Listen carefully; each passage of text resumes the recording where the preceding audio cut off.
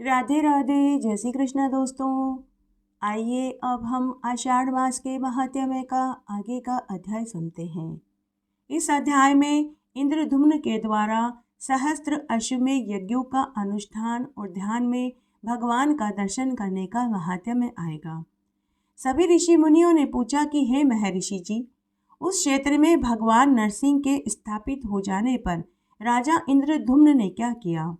जैमिनी जी बोले कि राजा ने सबसे पहले इंद्र आदि देवताओं का आवाहन किया।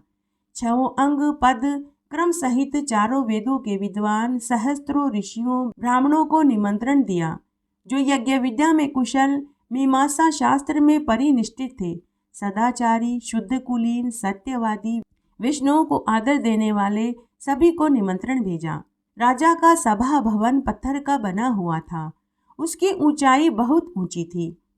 वह चूने से लेपा गया था। उसका विस्तार 2 कोस तक फैला हुआ था।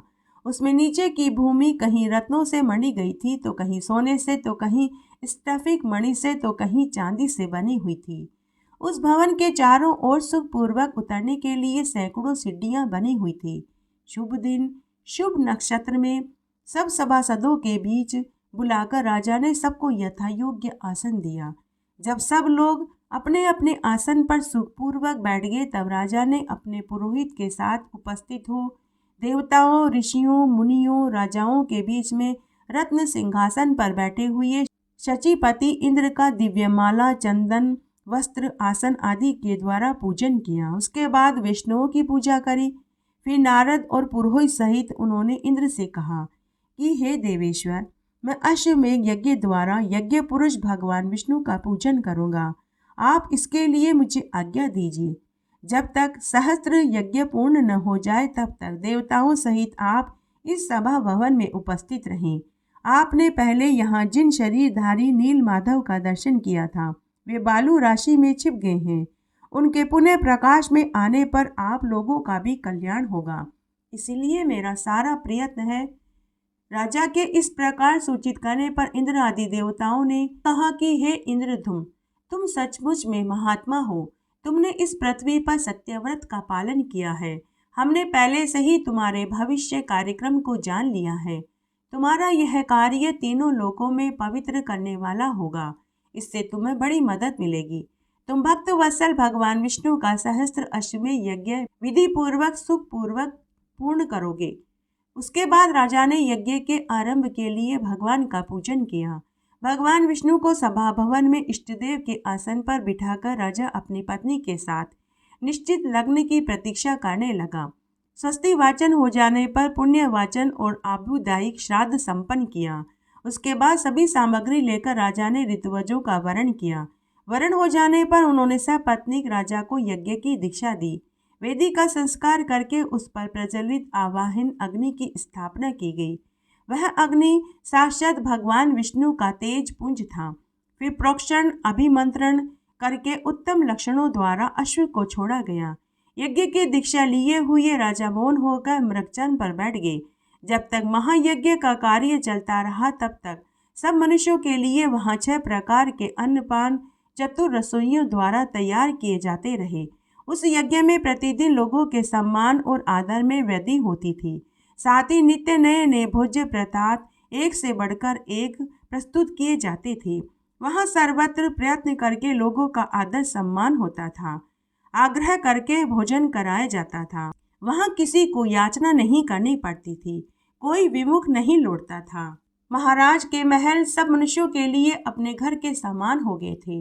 भगवान विष्णु की प्रसन्नता के लिए जाने वाले उस यज्ञ में यज्ञ अनुष्ठान में कुशल, सदाचार विभूषित विद्वान कार्य करते थे। अन्य धान्य से लेकर अवभृत प्रसार तक सब कार्य क्रमशः विधि के अनुसार संपन्न हुए। कोई भी मंत्र, कभी स्वर और वर्ण से हीन नहीं था। विधि के विधायक महर्षि ही वहां यज्ञ कर्म के अधिष्ठाता थे।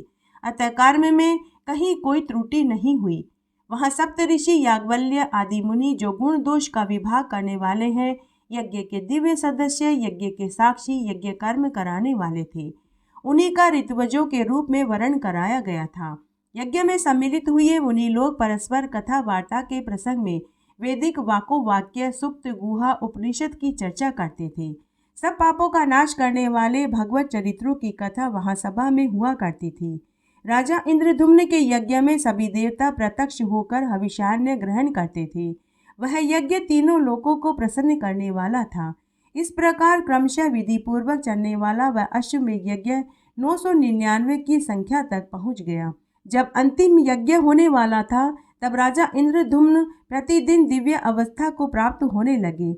सुत्या से ज्ञात दिन के बाद जो रात्रि आई उसके चौथे प्रहर में राजा इंद्रद्युम्न ने अविनाशी भगवान विष्णु का ध्यान किया। उस ध्यान में उन्होंने स्फटिक मणि में श्वेत द्वीप को प्रत्यक्ष हुआ देखा। उसके चारों ओर शीर समुद्र लहरा रहा था। उस श्वेत द्वीप के मध्य भाग में दिव्य मणियों का बना हुआ एक उत्तम मंडप दिखाई दिया। उसके भीतर प्रकाशमान रत्न सिंहासन सुशोभित हो रहा था। उस रत्न सिंहासन के मध्य भाग में शंख चक्र गदाधारी भगवान विष्णु का दर्शन हुआ।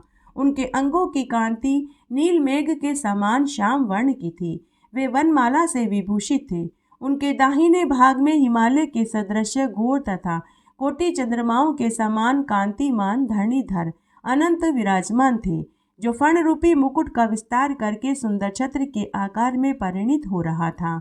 उनका स्वरूप बड़ा ही मनोहर था। उनके कानों में 2 रत्नमय कुंडल झिलमिला रहे थे। शरीर पर सुंदर नील वस्त्र शोभा दे रहे थे। भगवान के वाम भाग में शुभ लक्षणों से संपन्न भगवती लक्ष्मी विराजमान थी। उनके हाथों में वर और अभय की मुद्रा तथा कमल सुशोभित हो रहा था। उनके शरीर की कांति कुमकुम के समान थी। नेत्र बड़े ही सुंदर दिखाई दे रहे थे। वे कमल के आसन पर बैठी हुई थी। भगवान के आगे ब्रह्मा जी हाथ जोड़कर खड़े थे। श्री हरि के वाम भाग में नाना मणि में सुदर्शन चक्र स्थित था। सनका आदि मुनीश्वर उन जगतगुरु भगवान विष्णु की स्तुति कर रहे थे। ध्यान में भगवान का इस प्रकार दर्शन पाकर राजा इंद्रद्युम्न को बड़ा हर्ष हुआ। वे गदगद वाणी से स्तुति करने लगे कि हे जगत आत्मन, आपको नमस्कार है। हे केवल्य स्वरूप त्रिगुणातीत गुणांजन, आपको नमस्कार है। आप विशुद्ध निर्मल ज्ञान स्वरूप है, आपको नमस्कार है। शब्द ब्रह्मा नाम से प्रसिद्ध, आपको नमस्कार है। जगत स्वरूप, आपको नमस्कार है। संसार सागर में गिरे हुए दीन दुखी मनुष्यों के दुख का नाश करने वाले, आपको नमस्कार है।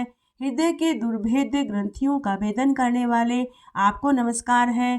आप 14 भुवन रूपी भवन के मूल स्तंभ हैं, आपको नमस्कार है। कोटि कोटि ब्रह्मांडों की रचना करने वाले शिल्पी रूप, आपको चक्रपाणी के रूप में नमस्कार है। आप करुणामयी अमृत सिंधु को बढ़ाने वाले चंद्रमा है, आपको नमस्कार है। दिनों का उद्धार करने के लिए एकमात्र गुप्त दया सिंधु स्वरूप, आपको नमस्कार है। जगत को प्रकाशित करने वाले जो सूर्य आदि ज्योति में ग्रह नक्षत्र हैं, उनकी भी ज्योति आप ही है, आपको नमस्कार है। आप अंतःकरण के पापों को जलाने के लिए प्रदीप्त अग्नि के समान है, आपको नमस्कार है। आप सबको पवित्र करने वाले हैं, पवित्र वस्तुओं में सबसे अधिक पवित्र हैं, आपको बारंबार नमस्कार है।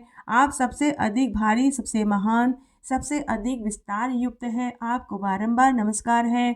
आप अतिशय निकट, बहुत ही दूर और अत्यंत ही छोटे, आपको बारंबार नमस्कार है। नारायण, आप सबसे श्रेष्ठ परम पवित्र है, आपको नमस्कार है। जगन्नाथ, मेरी रक्षा कीजिए। दीन बंधु, आपको नमस्कार है। हे प्रभु, आपको सुखदायिनी नौका के रूप में पाकर मैं भव सागर से पार हो गया। हे रमानाथ, आपका दर्शन होने से मेरे सारे क्लेश दूर हो गए। आप सच्चिदानंद घन स्वरूप हैं। आपको प्राप्त हुए मनुष्यों के दुखों का सर्वदा नाश हो जाता है। इस प्रकार ध्यान में स्थित हुए राजा इंद्रद्युम्न ने जगदीश्वर भगवान की स्तुति करके उन्हें प्रणाम किया। फिर ध्यान के अंत में राजा को अपने आप का भान हुआ। वे सोचने लगे, यहाँ पर भगवान विष्णु कैसे स्वयं मेरे प्रत्यक्ष होंगे। इस चिंता में उनका मन व्याकुल हो गया। उन्होंने नारद जी से सब बातें कही। तब नारद मुनि ने आश्वासन देते हुए कहा कि हे राजन, अब तुम्हारा शोक समाप्त हो गया है। इस यज्ञ के अंत में भगवान तुम्हें प्रत्यक्ष दर्शन देंगे। ये सब बातें तुम्हें किसी के आगे प्रकाशित नहीं करनी चाहिए। जैमिनी जी आगे बोले कि उसके बाद राजा के अश्वमेध यज्ञ में सोमरस निकालने का उत्सव आरंभ हुआ। उसमें दीनों को बेरोक टोक मन वांछित दान दिए गए। उस समय नारद जी ने नृपश्रेष्ठ इंद्रद्युम्न से कहा कि हे राजन, अब पूर्णाहुति का कार्य समाप्त हो, जिससे ये यज्ञ सफल हो जाए। पहले ध्यान में तुमने जो कुछ भी देखा उसके अनुसार तुम्हारे भाग्य का उदय समय समीप आ गया है। श्वेत द्वीप में जिस विश्व मूर्ति अविनाशी विष्णु का तुमने दर्शन किया है, उनके शरीर से गिरा हुआ रोम वृक्ष भाव को प्राप्त हो गया है। वह इस पृथ्वी पर स्थावर रूप में भगवान का अंश अवतार है। भक्त वत्सल भगवान अब उसी रूप में अवतीर्ण हो रहे हैं। तुम्हारे ही सौभाग्य से सर्व पापाहारी भगवान यहाँ सब लोगों के नेत्रों के अतिथि होंगे। अब यज्ञांत स्नान समाप्त करके वृक्ष रूप में प्रकट हुए यज्ञेश्वर भगवान विष्णु को तुम इस महावेदी पर स्थापित करो। इस प्रकार विचार करके नारद इंद्रधुम्न दोनों प्रसन्नता पूर्वक वहां गए और उस वृक्ष को देखकर इसके रूप में साक्षात ब्रह्मा भगवान विष्णु प्रकट हो गए थे, ऐसा मानते हुए सब लोग बड़े प्रसन्न हुए। 4 शाखाओं से युक्त उस चतुर्भुज वृक्ष का दर्शन करके राजा ने अपने परिश्रम को सफल माना। फिर नीलमणि माधव के अंतर्ध्यान होने का जो शौक था, उसे उन्होंने त्याग दिया। बार बार उस वृक्ष को प्रणाम करके नेत्रों से आनंद के आंसू बहाते हुए राजा ने ब्राह्मणों से उस वृक्ष को मंगवाया। वे लोग माला चंदन से विभूषित विष्णु की उस दिव्य वृक्ष को महावेदी पर ले आए। नारद जी के कहने के अनुसार राजा ने उस वृक्ष का पूजन किया। पूजा समाप्त करके मुनिषे नारद जी से पूछा कि हे मुनिवर, भगवान विष्णु की कैसी प्रतिमा बनेगी, कौन बनाएगा? नारद मुनि बोले कि हे राजन, भगवान की लीला सब लोगों से परे है, उसे कौन जान पाया है। इस प्रकार बातचीत हो ही रही थी कि ऊपर से आकाशवाणी सुनाई दी। भगवान विष्णु अत्यंत गुप्त रखी हुई महावेदी पर स्वयं अवतरीण होंगे। 15 दिनों तक इसे ढक दिया जाए। हाथ में हथियार लेकर उपस्थित हुए जो यह बूढ़ा बढ़ई है, इसे भीतर प्रवेश कराकर सब लोग यत्न पूर्वक दरवाजा बंद कर लें। जब तक मूर्तियों की रचना हो तब तक बाहर बाजे बजते रहने चाहिए, क्योंकि रचना का शब्द कानों में पड़ने पर वह बहरा हो सकता है। कोई भी भीतर प्रवेश न करे और न कभी देखने की चेष्टा करे, क्योंकि वहां काम करने वाले के अतिरिक्त जो भी देखेगा वह नेत्रों से अंधा हो जाएगा। उसके बाद राजा ने जिस प्रकार आकाशवाणी कही वैसी ही व्यवस्था करवा दी। क्रमशः 15 दिन आते ही भगवान स्वयं 4 विग्रहों में प्रकट हो गए। बलभद्र, सुभद्रा, सुदर्शन चक्र के साथ भगवान जनार्दन दिव्य सिंहासन पर विराजमान हुए। भगवान के 4 दिव्य रूप संपन्न हो जाने पर संपूर्ण विश्व के उपकार के लिए पुनः आकाशवाणी हुई कि हे राजन, इन चारों प्रतिमाओं को वस्त्रों से भली भांति आच्छादित करके इन्हें अपने अपने स्वाभाविक रंग की प्राप्ति कराओ। भगवान जनार्दन नीलमेघ के समान श्याम वर्ण धारण करें। भगवान बलभद्र शंख चंद्रमा के समान गौर वर्ण के विराजमान हो। सुदर्शन चक्र का रंग लाल होना चाहिए। सुभद्रा देवी कुमकुम के समान अरुण वर्ण की होनी चाहिए। इन विग्रहों पर पहले का किया हुआ रंग आदि संस्कार छूटने पर प्रतिवर्ष नूतन संस्कार कराना चाहिए। केवल दिव्य वल्कल लेप रहने देना चाहिए। यदि कोई प्रमादवश इस लेप को दूर करेगा तो राज्य में दुर्भिक्ष महामारी फैल जाएगी। हे राजन, तुम्हें भी नग्न रूप में इन मूर्तियों का दर्शन नहीं करना चाहिए। अन्य मनुष्य भी यदि नग्न रूप में इन मूर्तियों को देखेंगे तो उनके लिए भी यह भय उपस्थित करने वाला होगा। अनेक प्रकार के लेप से लिप्त एवं विचित्र श्रृंगारों से युक्त मूर्तियों का ही दर्शन करना चाहिए। तुम्हारे ऊपर कृपा करके भगवान प्रकट हुए हैं। तुम्हारे ही प्रसाद से सब जीवों को धर्म, अर्थ, काम, मोक्ष प्रदान होगा।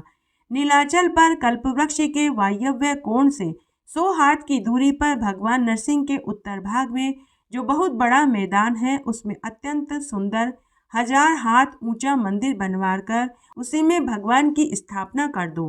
पहले इस पर्वत पर जो प्रतिदिन भगवान नील माधव का पूजन करता था, वह विश्वावसु नाम वाला शबर वैष्णवों में श्रेष्ठ है। उसके साथ तुम्हारे पुरोहित की मित्रता हो चुकी है। इन्हीं दोनों की संतति को भावी उत्सवों में भगवान के विग्रह पर लेप और संस्कार करने के कार्य में लगाना होगा। ऐसा कहकर वह आकाशवाणी मौन हो गई। आकाशवाणी का आदेश सुनकर राजा ने प्रसन्नतापूर्वक उसका पालन किया। जब बलराम, श्री कृष्ण, सुभद्रा, सुदर्शन चक्र पर आकाशवाणी के कथना अनुसार लेप आदि संस्कार हो गया, तब उनकी आकृति बड़ी ही सुंदर दिखाई दे रही थी। उसके बाद राजा ने महावेदी का पर्दा खुलाया।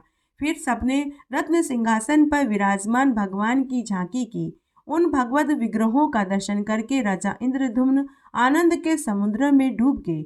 नेत्रों को कुछ कुछ देर के लिए बंद करते और फिर प्रेम के आंसू बहाते हुए हाथ जोड़कर खंबे के समान खड़े हो गए। तब नारद मुनि ने राजा से कहा कि हे राजन, कमल के समान नेत्रों वाले इन जगन्नाथ भगवान का दर्शन करो। ये भक्तों पर अनुग्रह करने के लिए संपूर्ण ज्ञान की निधि है। इन्हीं श्री हरि को देखने के लिए योगी लोग मन को संयम में रखकर सदा प्रयत्न करते रहते हैं। वे ही भगवान विष्णु आज काष्ठमय शरीर में स्थित हो तुम पर अनुग्रह करने के लिए प्रत्यक्ष में आए हैं। इन करुणा सागर भगवान की स्तुति करो। नारद जी के द्वारा इस प्रकार सचेत किए जाने पर राजा इंद्रद्युम्न ने करुणा में जगन्नाथ की स्तुति करी और बोले कि हे दया सागर मुरारे, कहाँ तो ब्रह्मा रुद्र इंद्र के मुकुटों में मग्न हुए आपके निर्मल युगल चरण विंद और कहाँ मल मूत्र रक्त मांस हड्डियों से बना चमड़े से ढका मुझ दीन का यह अधम शरीर। हे ईश, इस असार संसार में भटकते रहने के कारण मैं श्रम से व्याकुल हूँ। भला आपको कैसे जान पाऊंगा। हे देव, मैंने अपने कर्मों द्वारा सुख भोगने के लिए जिन विषय भोगों का संग्रह किया वे ही परिणाम में मेरे लिए दुख रूप हो गए। अतः मेरे सामने दुखी दूसरा और कोई नहीं। हे प्रभु, यदि मैंने पहले कभी मन से आपकी उपासना की हो तो मेरे दुखों का नाश कर दो। बार बार अनेक प्रकार के जन्म मुझे न लेने पड़े। हे मुरारी, क्या आपके चरण बिंदों से दूर रहने का ही यह फल नहीं है। संपूर्ण पृथ्वी के धन से भरा हुआ मेरा खजाना, सेना, मन के अनुकूल सैकड़ों स्त्रियां और निष्कंटक राज्य, यह सब कुछ आपके तत्व ज्ञान से शून्य पशु के तुल्य मुझ अधम के लिए बड़ा भारी भार बन गया है। इसमें सदा कष्ट ही प्राप्त होता है। दिनों पर दया करने वाले हे प्रभु, आपके स्मरण करने मात्र से ही जीव की मुक्ति हो जाती है। इस संसार में आपके सिवा मेरा कोई और बंधु नहीं।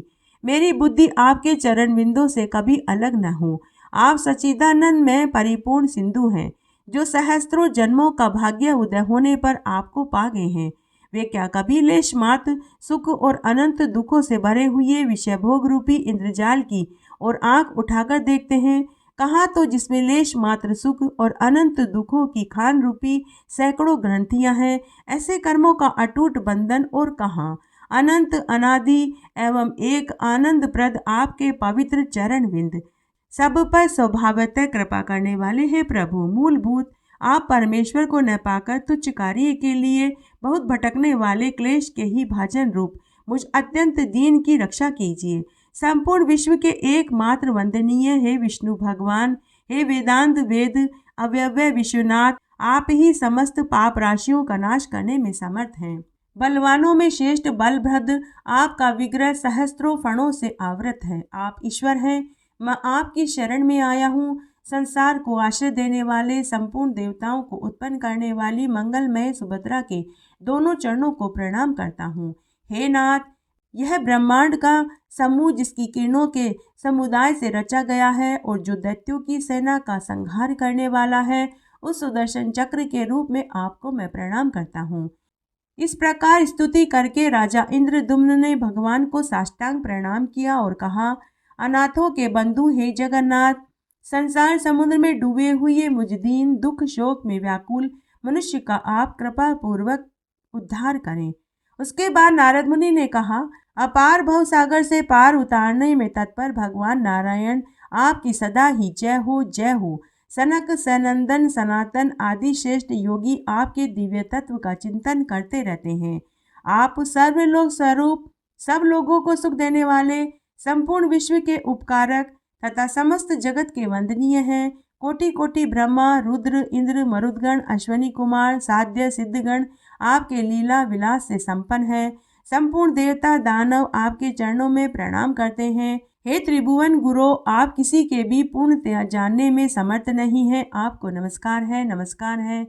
उसके बाद अन्य राजा, वेदों के पारंगत विद्वान, क्षत्रिय मुनि, ब्राह्मण, क्षत्रिय विद्वान, वैश्य जाति के लोगों ने भी वैदिक सूक्तों, स्रोतों, पौराणिक स्तुतियों, स्वरचित कविताओं में जैसे बना उसी प्रकार बलभद्र सुभद्रा के साथ कमल नयन भगवान श्री कृष्ण की स्तुति करी। इसके बाद राजा ने पुरोहित जी से भगवान वासुदेव की पूजा के लिए सामग्री मंगवाई। फिर नारद जी के उपदेश से स्वयं राजा ने ही विधि और मंत्रों के साथ क्रमशः उन सभी विग्रहों का पूजन किया। द्वादशाक्षर ओम नमो भगवते वासुदेवाय मंत्र से बलभद्र जी की पूजा की। इसी मंत्र के द्वारा उपासना करके ध्रुव जी ने परम उत्तम स्थान प्राप्त किया था। पुरुष सूक्त से राजा ने यथाशक्ति भगवान नारायण की पूजा की। देवी सूक्त से सुभद्रा और सुदर्शन संबंधी ऋचा से सुदर्शन चक्र का पूजन किया। इस प्रकार अपने वैभव के अनुसार भक्ति पूर्वक उन सब की पूजा करके भगवत प्रीति के लिए उन्होंने श्रेष्ठ ब्राह्मणों को दान किया।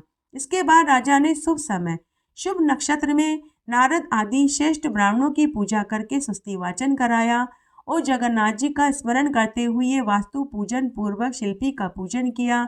भगवान विष्णु के उस काष्ठ में अवतार को देखकर कृतार्थ एवं पाप रहित उस राजा को इंद्रधुम्न ने बड़े आदर के साथ विदा किया। बोलिए जगन्नाथ भगवान की जय। आइए आषाढ़ मास का पूरा फल पाने के लिए एक पौराणिक कथा का श्रवण करते हैं।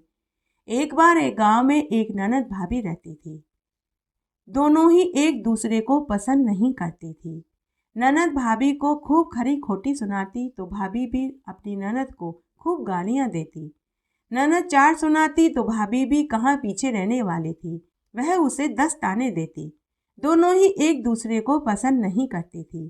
पूरे घर के ही नहीं सभी रिश्तेदार पड़ोसी यहाँ तक कि पूरे गांव को पता था कि दोनों ननद भाभी आपस में झगड़ती रहती हैं। दोनों एक दूसरे को फूटी आंख नहीं सुहाती। सबने बहुत समझाया लेकिन दोनों पर कोई असर नहीं हुआ। समय बीता।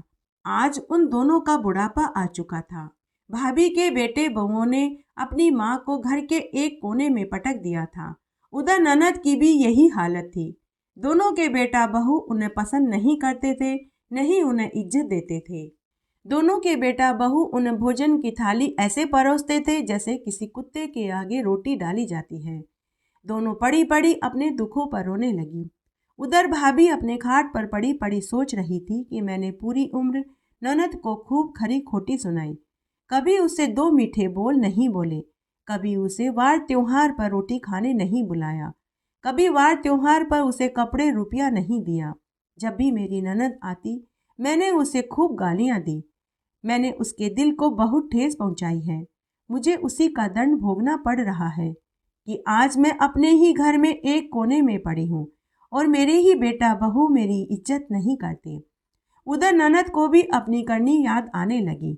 ननद भी अपने कर्मों का लेखा जोखा याद करने लगी कि मैंने पूरी उम्र भाभी को खूब खरी खोटी सुनाई, कभी मायके में जाकर किसी काम में भाभी का हाथ नहीं बटाया, कभी उसके दुखों को हल्का करने की कोशिश नहीं करी। आज मैं विधवा हूँ, आज मैं विधवा का जीवन जी रही हूँ तो भाभी भी विधवा का जीवन जी रही है। शायद मेरे ही बुरे कर्म हैं जहाँ इस तरह मैं कुत्ते की जिंदगी जीने को बेबस हूँ। तब एक दिन ननद भाभी गांव की पनगट पर बैठी थी। उस दिन दोनों चुप थी। किसी ने भी एक दूसरे को गाली नहीं दी, एक दूसरे को वे कोस भी नहीं रही थी। दोनों रो रही थी। भाभी ननद के पैर पड़कर अपनी गलती की माफी मांगने लगी तो ननद भी भाभी को गले लगाकर अपने कड़वे वचन की माफी मांगने लगी। दोनों पूरे जीवन के शिकवे गिले कह कह कर मन हल्का करने लगी। तब ननद अपनी भाभी से बोली कि भाभी, हमने यह जीवन एक दूसरे को कोसने गालियां देने में ही बिता दिया, लेकिन हमारा अगला जन्म सुधर जाए, मरते समय दुख न उठाना पड़े, मरने के बाद हम दोनों को सदगति मिल जाए तो हमें क्या करना चाहिए? क्या हम दोनों तीर्थ यात्रा पर निकल जाएं? तो भाभी बोली कि भाई साहब, न तो हम दोनों के पास अंटी में रुपया है, हम दोनों की झोली तो खाली है। तीर्थ यात्रा पर जाने के लिए तो बहुत सा रुपया चाहिए और न ही अब हमारे शरीर में इतनी हिम्मत है कि हम पैदल यात्रा कर सके। तब दोनों खूब सोच विचार कर दोनों ननद भाभी गांव के मंदिर में पुरोहित जी के पास गई और उनसे पूछने लगी कि हे पुरोहित जी, बिना धन खर्च किए कोई ऐसा उपाय बताइए कि हम दोनों के जीवन भर के पाप धुल जाए, मरने पर हमें मुक्ति मिल जाए, मरते समय हमें घोर पीड़ा न उठानी पड़े। तो पुरोहित जी बोले, हे कल्याणियों, तुम दोनों साल की 24 एकादशी का उपवास करो, आषाढ़ मास आने पर आषाढ़ मास का स्नान करो, अगर तुम्हारी सामर्थ्य हो तो अन्न वस्त्र रुपया का दान करो, जितने दिन भी जियो तुम झूठ चोरी पर निंदा से बचो। अगर तुमने ऐसा भी कर लिया तो तुम अपने पापों से छूट जाओगी। तब ननद पुरोहित जी से बोली कि हे पुरोहित जी महाराज, 24 एकादशी का उपवास करने के बाद हमारे पास तो एकादशी व्रत का उद्यापन करने जितने भी पैसे नहीं हैं। हम एकादशी के उद्यापन को कैसे करेंगे? एकादशी का उद्यापन किए बिना एकादशी का तो पूरा फल भी नहीं मिलेगा। हम दोनों के पास भोजन खाने के लिए पैसे नहीं, तो हम एकादशी का उद्यापन कैसे कर पाएंगे? तो पंडित जी बोले कि तुम दोनों किसी तरह 24 एकादशी का उपवास कर लो, आषाढ़ मास का स्नान कर लो, पूरे आषाढ़ मास में एक समय शाकाहारी भोजन खा लो, सूर्य नारायण भगवान को अर्घ्य दो, तुलसी जी को सींचो। उसके बाद तुम मेरे पास आ जाना, मैं तुम्हें तुम्हारे एकादशी के व्रत का पूरा फल दिलवा दूंगा।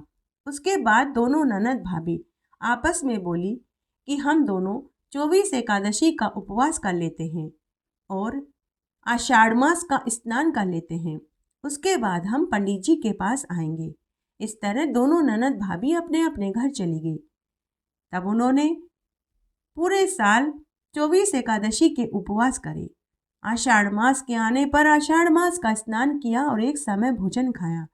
जब उनकी आखिरी एकादशी का दिन था तो वे दोनों ननद भाभी उसी मंदिर में उसी पुरोहित जी के पास पहुंची और उनसे कहने लगी कि हे पुरोहित जी महाराज, हमने आपके कथना अनुसार सब कर लिया, अब आप हमें हमारी एकादशी का पूरा फल दिलवा दीजिए। तब पंडित जी ने अपने हाथ में तुलसी मिश्रित जल लिया और प्रभु से प्रार्थना करते हुए बोला कि हे प्रभु, इन दोनों के पास एकादशी के व्रत का उद्यापन करने की सामर्थ्य नहीं है, अतः मैं इनको इनकी एकादशी का पूरा फल देना चाहता हूँ। आप इन्हें इनकी एकादशी का पूरा फल प्रदान कर देना। ऐसा कहकर उन्होंने तुलसी मिश्रित जल दोनों ननद भाभी को पीने के लिए दे दिया। दोनों ननद भाभी ने तुलसी मिश्रित जल पी लिया और पंडित जी के चरणों को ढोक देने लगी और बोली कि हे पंडित जी महाराज, हमारे पास तो आपको देने के लिए दक्षिणा भी नहीं है। तब ननद के गले में चांदी की तुलसी माला थी तो भाभी के कान में सोने की बालियां थी। दोनों ने पंडित जी को प्रणाम किया और दोनों ने अपनी अपनी सोने चांदी की चीज उतार कर पंडित जी को दे दिया। उसके बाद वे दोनों चुपचाप घर चली आई। उसके कुछ दिनों के बाद, इसे संयोग कहें या दुर्भाग्य कहें, कि दोनों ननद भाभी की एक ही दिन मृत्यु हो गई। पूरे गांव में सभी रिश्तेदारों में यह चर्चा का विषय बन गया कि ये दोनों ननद भाभी तो पूरी उम्र आपस में लड़ती झगड़ती रहती थी, लेकिन आज दोनों एक ही दिन मर गई। दोनों के परिवार वालों ने निश्चय किया कि इन दोनों को एक साथ ही दफनाया जाए।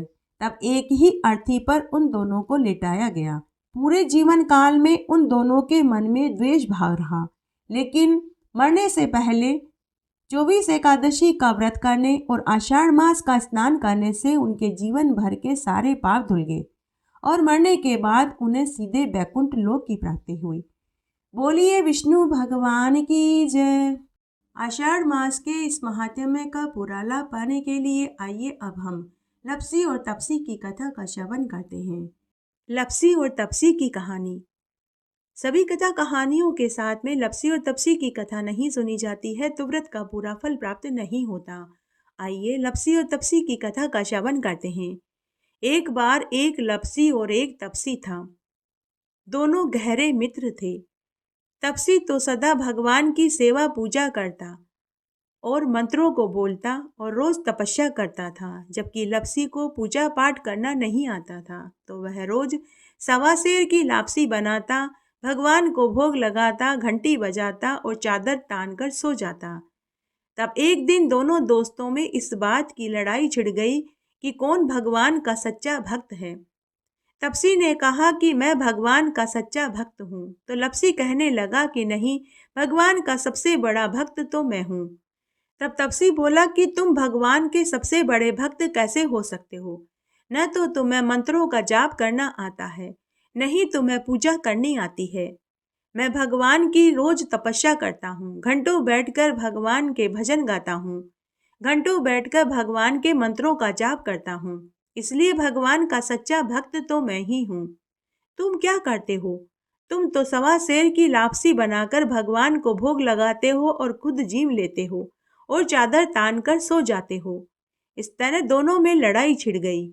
उसी समय नारद मुनि मृत्युलोक का भ्रमण करते करते वहां पहुंचे। उन्होंने तपसी और लपसी को आपस में लड़ते हुए देखा, तो उन्होंने उनसे उनके लड़ने का कारण पूछा। तब दोनों ने नारद मुनि को प्रणाम किया और अपनी अपनी समस्या बताई।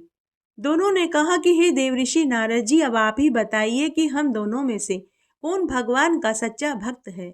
लपसी और तपसी की बात सुनकर नारद मुनि कुछ देर सोच में पड़ गए। फिर उन्होंने कहा कि मैं तुम दोनों की लड़ाई का फैसला कल करूंगा। लपसी और तपसी को नारद मुनि के ऊपर पूरा विश्वास था कि नारद मुनि जो फैसला करेंगे वह सत्य ही करेंगे। इस तरह लपसी और तपसी अपने अपने घर चले गए।